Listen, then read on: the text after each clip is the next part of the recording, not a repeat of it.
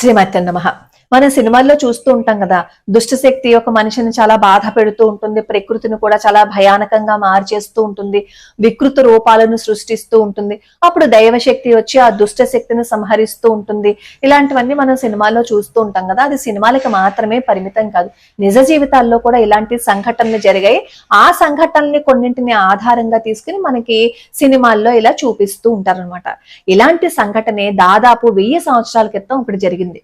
అప్పుడప్పుడు కూడా ఇలాంటి కొన్ని క్షుద్ర మాంత్రికులు చేసే చర్యలు మనకి కనపడుతూ ఉన్నా, మనం భగవంతుడి పాదాలు పట్టుకుంటే ఎటువంటి అద్భుతం జరుగుతుంది అనడానికి ఈ వీడియో ఉదాహరణ. ఇది 1000 సంవత్సరాల క్రితం జరిగిన ఇప్పటికీ ఎవరైతే ఇప్పుడు నేను చెప్పబోయే ఈ శతకం గనక నిత్యం పారాయణ చేస్తూ ఉంటారో వాళ్ళకి ఎటువంటి నష్టము ఎటువంటి కష్టము ఉండదు. ముఖ్యంగా ఇప్పుడు నేను చెప్పబోయే ఈ శతకాన్ని పారాయణం చేస్తే శత్రువులు బారి నుంచి తప్పించుకోవచ్చు అనమాట. ఆ శత్రువుల చుట్టూ ఒక జ్వాల వెళ్ళిపోయి మనల్ని రక్షిస్తుంది ఈ శతకం. అసలు భక్తుడికి ఏదైనా కష్టం వస్తే భగవంతుడు అనుగ్రహిస్తాడు, భగవంతుడు వచ్చి కాపాడతాడు అని మనం చాలా కథల్లోనూ చాలా చోట్ల మనం తెలుసుకున్నాం. కానీ రంగనాథుడికి ఆపద వస్తే సుదర్శన చక్రం ఎలా వచ్చి రక్షించింది అనేది మనం ఈ వీడియోలో తెలుసుకుందాం. వెంటనే మీరు కింద కామెంట్ పెడతారు, ఆ విషయం కూడా నాకు తెలుసు. రంగనాథుడికి ఆపద వస్తే రంగనాథుడి యొక్క శక్తే కదండి సుదర్శన చక్రం, అలాంటిది రంగనాథుడిని కాపాడడం ఏంటండి అని కదా. ఈ వీడియో పూర్తిగా వింటే ఆ విషయం కూడా అర్థమైపోతుంది. దాదాపుగా ఒక 1000 సంవత్సరాల క్రితం జరిగిన సంఘటన అన్నమాట ఇది. కూరనారాయణ జీయర్, ఆయన సుదర్శన ఉపాసకులు. ఆయన ఎంత మంత్ర దీక్షాపరులు అంటే, ఒకసారి కావేరి నదిలో రంగనాథ స్వామి వారి తెప్పోత్సవం జరుగుతుంది. అప్పుడు కావేరి నదికి ఉధృతంగా వరదలు వచ్చి తెప్పటు కొట్టుకుపోతూ ఉంటే తన మంత్రసిద్ధితో మళ్ళీ రంగనాథ స్వామి వారి తెప్పని బయటికి తీసుకుని వచ్చారనమాట. ఆయన అసలు ఏం చేసినా అలా కట్టుబడిపోయి ఉండిపోతుంది. ఆయన ప్రతి నిత్యం రంగనాథుడి ఆలయంలో గాన సేవ చేస్తూ ఉండేవారు. అయితే ఒకసారి ఏమవుతుంది అంటే, ఈ రంగనాథుడి కళలన్నీ ఒక మంత్రసిద్ధుడు అంటే ఒక క్షుద్ర మాంత్రికుడు అపహరిస్తున్నాడనే విషయం తెలుస్తుంది. ఎలా తెలిసిందండి అంటారేమో. ఇప్పుడు ఒక మూర్తి కళకళ్ళాడిపోతూ ఉంటుంది. మనం రోజు గుడికి వెళ్తున్నాం అనుకోండి, ఆ మూర్తిని రోజు చూస్తుంటే అబ్బాయి ఎంత అందంగా ఉన్నారు, ఎంత బాగున్నారు అని మనకి అనిపిస్తూ ఉంటుంది. అలాంటిది రోజు ఆలయానికి వెళ్తున్న ఈ భక్తులకి అర్చకులకి రాను రాను ఎందుకు రంగనాథుడి యొక్క రూపంలో తేడా వస్తుంది, ఆ కళ ఎందుకు తగ్గిపోతోంది అని అనిపించింది అనమాట. వీళ్ళందరూనేమో ఈ కూరనారాయణ జీయర్ దగ్గరకు వచ్చి చెప్తారు, అయ్యా ఏంటి స్వామి వారికి ఇలా జరుగుతోంది, ఏదో ఆపద రాపోతోందేమో అని చెప్పి వాళ్ళందరూ చెప్తే, ఈ కూరనారాయణ జీయర్ గారు మంత్రసిద్ధులు కదా, జరిగిందేంటో తెలుసుకున్నారు. ఆయనకు అర్థమైపోయింది, సమస్య ఏంటో తెలిసింది, ఆ సమస్య నుంచి ఎలా మనం బయటపడాలి అనే విషయం కూడా ఆయనకు అర్థమైపోయింది అనమాట. ఆ వచ్చిన వాడు క్షుద్ర మాంత్రికుడు. ఆ క్షుద్ర మాంత్రికుడిని అడ్డుకోవటం కోసం ఈయన మంత్రసిద్ధులు కదా, ఈయన భగవంతుడి పాదాలు పట్టుకున్నారు. వెంటనే అక్కడ సుదర్శన శతకాన్ని చేశారనమాట. సుదర్శన శతకం చేస్తే అంత ఆ మంత్రసిద్ధుడు ఆ రంగనాథుడి యొక్క కళలన్నీ తస్కరించడానికి వచ్చిన వాడికి ఆ చుట్టూ జ్వాలగా మారిపోయి అతన్ని అంతం చేసిందనమాట. అంత శక్తివంతమైన శతకం సుదర్శన శతకం. ఎవరైనా ఇంట్లో మానసికంగా ఇబ్బంది పడుతూ ఉన్నా, ఆర్థికంగా ఇబ్బంది పడుతూ ఉన్నా, ఇంట్లో వాస్తు దోషాలు ఉన్నా, చికాకులున్నా, భార్య పిల్లలకి ఏవైనా ఆరోగ్యం బాగుండకపోయినా, ఆ ఇంటి యజమానికి ఆరోగ్యం బాగుండకపోయినా సుదర్శన హోమం చేయిస్తే అత్యద్భుతమైన ఫలితాలు ఉంటాయి. అలాగే సుదర్శన యాగం చేస్తారు. సుదర్శన యాగం చేయటం వల్ల లోక కళ్యాణం జరగటంతో పాటుగా ఎక్కడైతే సుదర్శన యాగం జరిగిందో ఆ చుట్టూతా వైబ్రేషన్స్ వస్తూ ఉంటాయి అన్నమాట. దానివల్ల ఆ చుట్టుపక్కల పరిసర ప్రాంతాలలో దుష్ట శక్తి అనేది అసలు రాదు. ఈ సుదర్శన యాగం జరిగినప్పుడు గాని, సుదర్శన హోమం జరిగినప్పుడు గాని ఆ వచ్చిన ఆ భస్మం ఉంటుంది చూసారా, ఆ భస్మాన్ని తీసుకుని నుదుటన ధరిస్తే ఎటువంటి అనారోగ్య సమస్యలైనా సరే దూరం అవుతాయి, దూరం అయ్యే మార్గం కనిపిస్తుంది అని చెప్తారు. సరే, యాగము చేయలేకపోయినా, హోమం చేయలేకపోయినా కనీసం సుదర్శన శతకాన్ని నిష్టగా గనక చేసినట్లయితే వాళ్ళకి ఎటువంటి సమస్య ఉన్నా, అంటే శత్రువుల భయం గాని, ఎవరైనా చేతబడి చేశారు అనే భయం గాని, ఏవైనా ఇబ్బందులున్నా, మానసికంగా ఇబ్బందులున్నా, వాస్తు దోషాలున్నా, వీటన్నింటినీ తరిమి కొట్టే ఒక మంత్రరాజం అన్నమాట ఈ సుదర్శన శతకం. ఈ సుదర్శన శతకంలో ఈ బీజాక్షరాలన్నింటినీ నిక్షిప్తం చేసేశారు, అందుకే అంత శక్తి. ఈ సుదర్శన శతకం చదువుతుంటే ఆ శబ్ద తరంగాల నుంచి వచ్చే ఆ వైబ్రేషన్స్ చాలా హై ఫ్రీక్వెన్సీలో ఉంటాయి. అందుకే ఈ దుష్ట మాంత్రికుడిని అంతం చేయగలిగింది. ఈ దుష్ట మాంత్రికుడు ఏం చేశాడు, నెగిటివ్ గా వాడు వైబ్రేషన్స్ ని క్రియేట్ చేశాడు. ఎప్పుడైతే వాడు నెగిటివ్ గా వైబ్రేషన్స్ ని క్రియేట్ చేశాడో ఈ కూరనారాయణ జీయర్ గారు ఏం చేశారు, హై ఫ్రీక్వెన్సీతో ఉన్న ఈ సుదర్శన శతకాన్ని ఎప్పుడైతే చదివారో అప్పుడు ఆ నెగిటివ్ ని ఈ పాజిటివ్ ఏం చేసింది, అధిగమించింది అనమాట. ఇప్పుడు మీరు వెంటనే అంటారు, అదేంటండి రంగనాథుణ్ణేమో ఈ సుదర్శనుడు రక్షించడం ఏంటండి, మీరు మరీ చెప్తారు అంటారు. మీకు ఒక ఉదాహరణ చెప్తాను చూడండి. అసలు మామూలుగా దేవాలయాల్లో ఏదైనా ఒక విగ్రహ ప్రతిష్ఠ చేశారు అని అనుకోండి, కొన్ని నియమాలు ఉంటాయి. ఆ నియమాలని పాటిస్తూ కొన్ని ఫ్రీక్వెన్సీ అంటే ఈ శబ్ద తరంగాలు ఏవైతే ఉన్నాయో ఆ శబ్ద తరంగాల ద్వారా ఆ విగ్రహానికి ప్రాణ ప్రతిష్ఠ చేస్తారు. ఆ ప్రాణ ప్రతిష్ఠ చేసిన తర్వాత ఎవరైనా లోపాలతో ఉన్నవాళ్ళు, అంటూ ముట్టు ఉన్నవాళ్ళు ఎవరైనా సరే లోపలికి వచ్చేయటము, అక్కడ ఏవైనా సరే జరగకూడదు ఏదైనా జరిగింది అని అనుకోండి, అప్పుడు ఏమవుతుందంటే ఆ శక్తి క్షీణించిపోతుంది అనమాట. అందుకే అంటారు అశౌచంగా ఉన్నప్పుడు దేవాలయానికి వెళ్ళకండి, శక్తి క్షీణించిపోతుంది అని. ఎక్కడైతే పాజిటివ్ వైబ్రేషన్స్ తో ఆ ప్రాణ ప్రతిష్ఠ చేశారో నువ్వు నెగిటివ్ వైబ్రేషన్స్ తో ఉన్న నువ్వు లోపలికి వెళ్ళాము అంటే ఏమవుతుంది, అప్పుడు ఆ క్షుద్ర మాంత్రికుడు ఎలా అయితే కళలను తీసుకోవాలనుకున్నాడో అలాంటి ఇన్సిడెంట్సే జరుగుతాయి. అందుకే అక్కడికి వెళ్ళొద్దు, మైలులో ఉన్నప్పుడు గాని ముట్టులో ఉన్నప్పుడు గాని ఆలయానికి వెళ్ళొద్దు అని ఒకే ఒక కారణం అదనమాట. ఇంట్లో కూడా పూజ చేసుకునేటప్పుడు ఇవన్నీ కలుపుకోవద్దని చెప్పే కారణం ఏంటి, నువ్వు ఏదైతే పాజిటివ్ శక్తిని అక్కడ ప్రతిష్ఠించుకున్నావో నువ్వు నెగిటివ్ ని అక్కడ పంపించేస్తున్నావు. అప్పుడు ఏమవుతుంది, నువ్వేం చేసినా ఫలితం ఉండదన్నమాట. అందుకే చాలా జాగ్రత్తగా భక్తిగా శ్రద్ధగా చేయమని చెప్పి మన పెద్దవాళ్ళు చెప్తారు. అసలు మామూలుగా ఈ లీలలు భగవంతుడు ఎందుకు చేస్తాడు అంటే తన శక్తిని మనకి తెలియజేయడం కోసం. రాముడు ఉన్నాడు, ఆయన సాక్షాత్తు విష్ణువు కదా, విష్ణుమూర్తి కదా, మరి ఆయన మానవ అవతారంలో వచ్చి ఎన్ని కష్టాలు పడ్డారు, ఎన్ని ఇబ్బందులు పడ్డారు.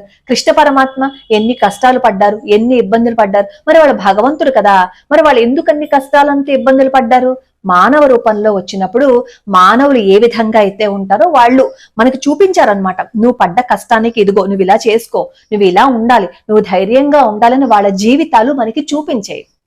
ఇక్కడ జరిగిన లీల కూడా అదే, భగవత్ లీల అది, అంతే తప్ప రంగనాథుడికి ఆపద వచ్చిందని కాదు. ఈ క్షుద్ర మంత్రాలు ఉంటాయి చూసారా, ఈ క్షుద్ర మంత్రాలు రంగనాథుడి మీద చూపించలేదు, అంటే బింబం మీద కాదు చూపించింది. అక్కడ మాధ్యమం ఏదైతే ఉందో, మనం ఏదైతే భగవంతుడి రూపంగా కొలిచి ఆరాధించుకుంటున్నామో ఆ మాధ్యమం మీద ఈ క్షుద్ర మాంత్రికుడు తన మంత్ర ప్రభావాన్ని చూపించే ప్రయత్నం చేశాడు. ఈ క్షుద్ర విద్యతో ఏమవుతుంది, అక్కడ వాతావరణంలో ఏదైతే పాజిటివ్ ఉంటుందో అది క్షీణించడం మొదలవుతుందన్నమాట. అది బలహీన పడడం ప్రారంభమవుతుంది. అలా బలహీన పడుతున్నప్పుడే ఈ పాజిటివ్ ఎనర్జీని ఈ కూరనారాయణ గారు పంపించారు కాబట్టి ఆ నెగిటివ్ ఎనర్జీ భస్మం అయిపోయింది. మంత్రాలు అంటే కేవలం పదాలు కాదు, అవి ప్రత్యేకమైన శబ్ద తరంగాలు. ఈ శబ్ద తరంగాలకి పదార్థాన్ని కదిలించే శక్తి, మార్చే శక్తి ఉందని మనకి శతపథ బ్రాహ్మణి అని చెప్పింది. మన ఋషులు ఏ రోజో చెప్పారు. శబ్దాలు ఏదైతే ఒక ఫ్రీక్వెన్సీలో మనం ఉచ్చరిస్తామో అప్పుడు ఆ ఎదురుగుండా ఉన్న పదార్థము కదులుతుంది, అలాగే ఆ పదార్థము తన రూపాన్ని మార్చుకోగలుగుతుంది అనమాట. ఇదే విషయాన్ని సైంటిస్ట్ చెప్తే మాత్రం మనం నమ్ముతాం.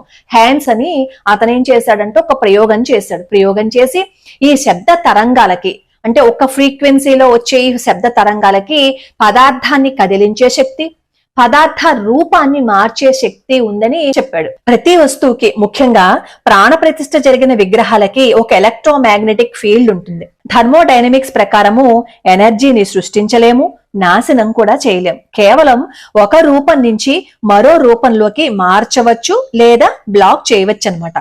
మాంత్రికుడు తన శక్తిని ఉపయోగించి ఆ విగ్రహం నుంచి వెలువడే తేజస్సును, అంటే ఫోటాన్స్, ఒక రకమైన ఎనర్జీ షీల్డ్ ద్వారా అడ్డుకున్నాడు. సుదర్శన చక్రం అనేది ప్రచండమైన కాంతి శక్తికి చిహ్నం. ఆ కాంతి పుంజాన్ని మంత్రం ద్వారా ప్రయోగించినప్పుడు ఆ అడ్డంకి తొలగిపోయి తిరిగి కళ పునరుద్ధరించబడింది. హోమం అంటే ఏంటంటే కెమికల్ అండ్ ఎన్విరాన్మెంటల్ సైన్స్. సుదర్శన హోమంలో వాడే ద్రవ్యాలు శాస్త్రీయంగా గాలిని శుద్ధి చేస్తాయి అన్నమాట. అందులో మనం ఏం వాడతాం, నెయ్యి, మూలికలు, సమిధలు అవి వాడతాం కదా. హోమంలో వాడే నెయ్యి 1000 డిగ్రీల సెంటీగ్రేడ్ వద్ద కాలుతున్నప్పుడు ఫార్మాల్డిహైడ్ వంటి వాయువులను విడుదల చేస్తుంది. ఇది గాలిలోని హానికర బ్యాక్టీరియాలను, వైరస్లని చంపుతుందన్నమాట. సుదర్శన హోమం వల్ల కలిగే పొగ, అలాగే ఆ వేడి అక్కడ ఉన్న పరిసరాలను డిస్ఇన్ఫెక్ట్ చేసి మానసిక ప్రశాంతతనిచ్చే అయాన్లను విడుదల చేస్తుంది. దీనివల్ల భక్తులలో సెరోటోనిన్ అనే హ్యాపీ హార్మోను విడుదలవుతుంది. కొన్నిసార్లు మాంత్రికులు ఏం చేస్తారంటే మాస్ హిప్నాసిస్ ద్వారా ఒక భ్రాంతిని కలగజేస్తారు. ఈ సుదర్శన శతకం పఠించినప్పుడు కలిగే ఆ ధైర్యము, శబ్దము ఆ మనసులో ఉండే భయాన్ని పోగొట్టి తిరిగి చైతన్యవంతుల్ని చేస్తుందన్నమాట. ఋషులు ప్రతి దేవతకి ఒక మంత్రాన్ని, ఒక యంత్రాన్ని మనకి అందించారు. దీని వెనక ఉద్దేశం ఏంటంటే ఒక మంత్రాన్ని పదే పదే ఒక నిర్దిష్టమైన శబ్దంతో మనం ఉచ్చరించినప్పుడు ఆ శబ్ద తరంగాలు గాలిలో ప్రయాణించి ఒక జామెట్రిక్ షేప్ ని ఏర్పరుస్తాయన్నమాట. ఉదాహరణకి మనం విష్ణు సహస్రనామ స్తోత్రం చదువుతున్నప్పుడు వెనకాల విష్ణు స్వరూపం ఏర్పడిందని, అలాగే శ్రీచక్రార్చన చేస్తున్నప్పుడు శ్రీచక్రం యొక్క ఆకృతి ఏర్పడిందని, కాలభైరవాష్టకం చేస్తున్నప్పుడు కాలభైరవుడి రూపం ఏర్పడిందని ఆ మధ్య పరిశోధనలు చేశారని చెప్పి మనం కూడా కొన్ని వీడియోస్ లో వినే ఉన్నాం కదా. ఈ సుదర్శన శతకం చేస్తున్నప్పుడు కూడా ఎవరైతే సుదర్శన శతకం చేస్తారో, యాగం చేస్తారో, హోమం చేస్తారో వాళ్ళ చుట్టూతో ఒక షీల్డ్ ఏర్పడుతుంది అనమాట. అంటే మన దగ్గరికి ఎవరు రాకుండా ఒక జ్వాల ఏర్పడుతుంది. అసలు మంత్రం అంటే ఒక శబ్ద శక్తి, యంత్రం అంటే ఆ శబ్ద శక్తి వల్ల ఏర్పడిన ఆకారం అన్నమాట. తంత్రం అంటే ఆ శబ్దాన్ని ఉపయోగించుకునే పద్ధతి అన్నమాట. సుదర్శన మంత్రాన్ని చేస్తూ సుదర్శన శతకాన్ని చేస్తే ఈ హై ఫ్రీక్వెన్సీలో ఉన్న శబ్ద తరంగాలు గాలిలోకి ప్రయాణించి సుదర్శన యంత్ర రూపాన్ని మన చుట్టూ క్రియేట్ చేస్తాయి. శాస్త్రము అంటే కేవలం ల్యాబొరేటరీలో చేసే ప్రయోగం మాత్రమే కాదు. ఋషులు 1000 ఏళ్ల క్రితమే శబ్దాన్ని అస్త్రంగా మార్చి, మంత్రాన్ని పదార్థంగా మార్చి ఒక శక్తిని మనకి అందించారు. నమ్మకంతో చేస్తే అద్భుతమైన ఫలితాలని మనం పొందొచ్చు.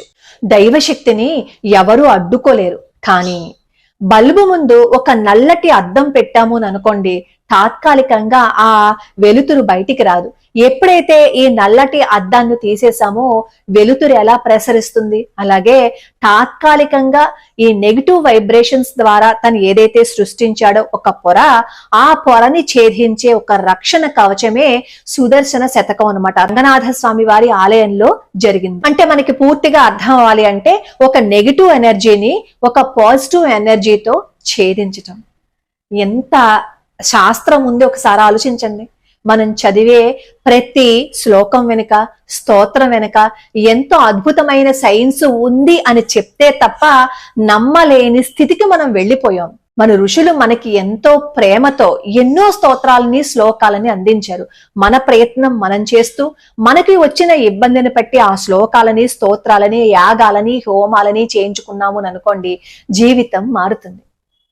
రేపు పూరి జగన్నాథ స్వామి వారి క్షేత్రంలో శంకరాచార్య స్వామి వారి మఠం, గోవర్ధన మఠంలో శంకర మఠం తాడేపల్లిగూడెం వాళ్ళు సుదర్శన యాగం చేస్తున్నారు. ఎవరికైనా సుదర్శన యాగం చూడాలి అని అనుకుంటే అక్కడికి వెళ్లే ప్రయత్నం చేయొచ్చు. మీకు భోజన సౌకర్యాలన్నీ చూస్తారు తప్ప ఎవరి అకామిడేషన్ వాళ్ళు మాత్రం చూసుకోవాలి. దానికి సంబంధించిన వివరాలన్నీ నేను కమ్యూనిటీ పోస్ట్ లో పెడతాను. అలాగే ఈ సుదర్శన శతకాన్ని మేము దాదాపుగా ఒక 30 పద్యాలు చెప్పాము. మిగతావి కూడా చెప్పే ప్రయత్నం చేస్తాం. భక్తిగా నమ్మి మీరు ఈ సుదర్శన శతకాన్ని చదవండి. లేదు అంటే కనీసం వినండి. ఏదైతే మానసికంగా వ్యాధులు ఉంటాయో, ఏవైతే చికాకులు ఉంటాయో వాటన్నింటినీ పోగొట్టే ఒక అద్భుతమైన కవచం అన్నమాట ఈ సుదర్శన కవచం. కానీ ఈ మధ్య కాలంలో మంత్రాలు అన్ని ఈ ఆన్లైన్ లో చెప్పటం వల్ల అవి వినేసి ఆ మంత్రాలని ఇంట్లో పఠించటం మొదలు పెడుతున్నారు. అది చాలా తప్పు. మీరు మంత్రాలని ప్రొనౌన్స్ చేసేటప్పుడు ఏవైనా తప్పు పోయింది అని అంటే అది నెగిటివ్ గా మీకు ఇంపాక్ట్ చూపిస్తుంది. కాబట్టి మంత్రాల జోలికి వెళ్ళకండి. స్తోత్రాలు, శ్లోకాలు, ఇప్పుడు ఈ సుదర్శన శతకంలో ఎన్నో బీజాక్షరాలని నిక్షిప్తం చేయలేదా? ఇలాంటివి చదువుకోండి. అప్పుడు మన ఆరోగ్యము బాగుంటుంది. నిత్యం ఈ సుదర్శన శతకం చేస్తూ ఎవరైతే దేశం కోసం ఆలోచిస్తూ దానిని పూర్తిగా దేశం కోసం అర్పణం చేస్తారో మన దేశం కూడా బాగుంటుంది. యాగాలు హోమాలు చేయలేని స్థితి ఉంటుంది. కానీ శతకం చదివేందుకు మనకి శక్తి ఉంటుంది, మనకి ఓపిక ఉంటుంది. లేదు అంటే కనీసం ఆ శతకాన్ని అలా ప్లే చేసి వదిలేసేంత స్తోమత అయినా మనకి లేదంటారా చెప్పండి? అలా చేసి మన దేశాన్ని కాపాడుకుందాం, మన ఆరోగ్యాన్ని కాపాడుకుందాం, మన చుట్టూ ఉన్న పరిసరాలను కూడా శుభ్రం చేసుకుందాం. లోకా సమస్తా సుఖినో భవంతు, సర్వే జనా సుఖినో భవంతు.